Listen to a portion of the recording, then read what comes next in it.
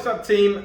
Coach Nate here, and today we're going to have a look at mastering the chin up, the pull up. What is the difference between the chin up and the pull up, and how can we progress on our journey?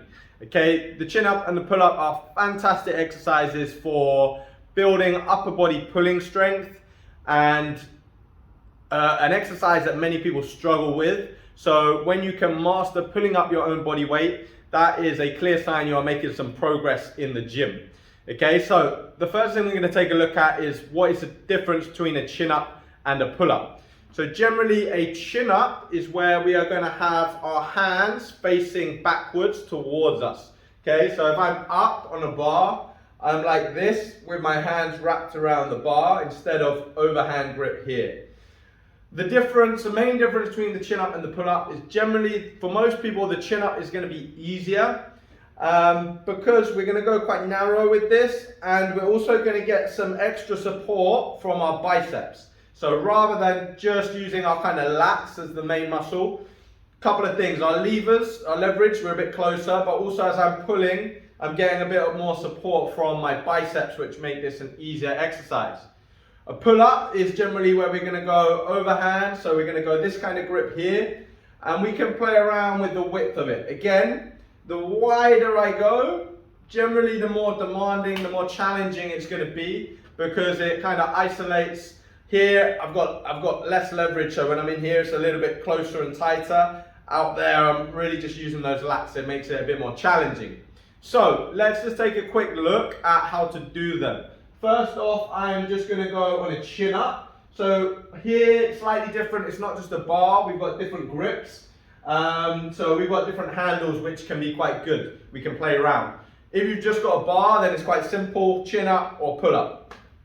So I'm going to use, we've also got a neutral. So these will be neutral that you can use as well. So this is kind of quite a nice in-between phase.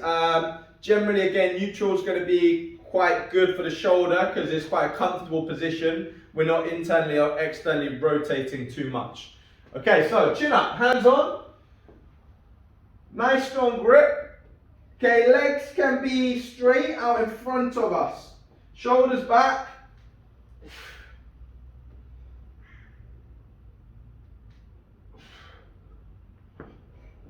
Okay, so one very important thing there is that I want to go to a full hang. For the repetition to count, in my eyes, okay, we've got to fully lock out here before we drive back up again. Another thing a lot of people struggle with is actually that kind of initial scap pull up, okay? So this part of the movement where I'm getting that initial drive and then pulling. Okay, what we don't want to do on the pull up is kind of end up in here. We want to try and end up here. So I'm driving my elbows back and down, and I'm trying to lift my chest up tall. Okay, so let me show you what a couple of half kind of reps look like. What I see a lot of people do when they say they can do tons of chin up.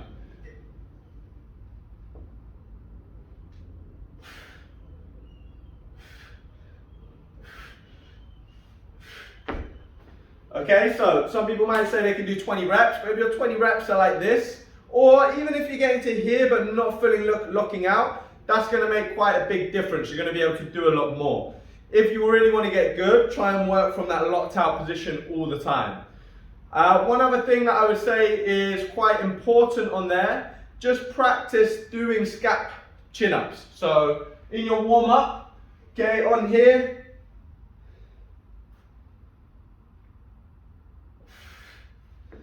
alright, and on the scap pull-ups, I'm keeping the arms locked, so I'm not bending at the elbow. I'm just trying to set the shoulder blades back and down into a good position. Next, we're going to have a look at pull-ups. So pull-up here, I've got handles, so I'm going to use these wider grip ones.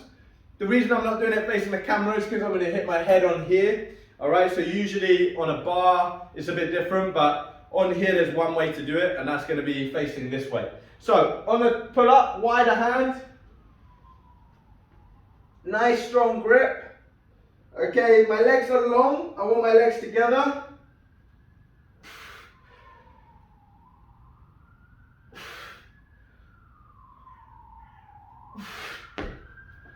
Okay, so they are going to be a little bit more demanding, require more strength. So generally, I would say master the chin up first.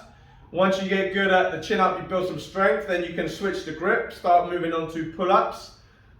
Another thing I would say is really important is trying not to swing around too much. Unless you're doing CrossFit and learning kipping, I would stick to trying to be strict, which means if you've got space, your legs are fully down, your toes are pointed and your core is engaged, okay? Because as soon as you arch your back and let your legs go behind, you're going to kind of start swinging, it's going to feel awkward, all right? So just to show you here, if I was setting, my legs are a little bit out in front, my core's tight, and then I set the shoulder blades back and up, okay? So we have the chin up and the pull up.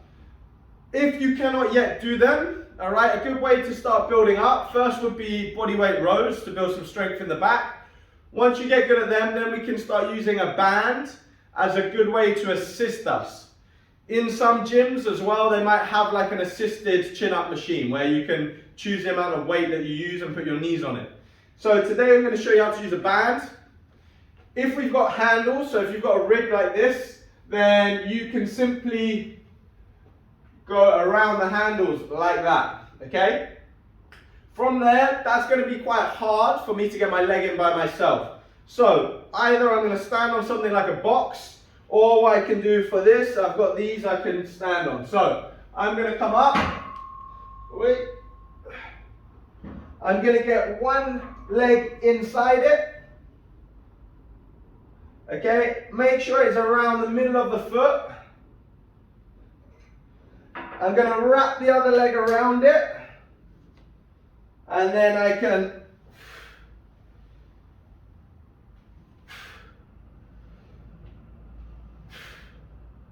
okay, then when I want to come out, boom, easy peasy, okay? So rather than find it awkward and being all over the shop. What I would say is, if you're going to use a band on your chin-ups or your pull-ups, then focus on particularly building strength on the way down, okay? The way up might find it quite easy if you're using a thick band. The way you can build that strength is really focusing on what we call the eccentric, where you're working nice and slowly to the bottom, okay? So I might do a fast pull, get strong, and then work my way down again, okay? That's a good way to start building the repetition. So I'll just show you quickly on there. So feet in, or one leg in. Okay, I can do the same on pull-ups. Get my hands sorted. Okay, so from there I'm going to go quick pull and then slowly come in on the way down. Quick drive, nice and slow on the way down. Okay, coming back out, bosh. Alright, so building that strength on the way down is going to be important and driving up. Another option for you that you can work on without a band is working on the different parts of the movement. So another bit would be the isometric. So generally we're going to be strongest in an eccentric where we're lowering ourselves. Second is going to be our isometric, and third will be our concentric where we're pulling ourselves up. So we can also work on the eccentric and the isometric. So I might begin with, if I can, hold myself for more than 10 seconds. I might work on the isometric where I just hold myself at the top. Okay, if you can't get to the top, like we did there, stand on something, get your hands on, okay, get your grip set, and then your goal is simply to just stay here. So,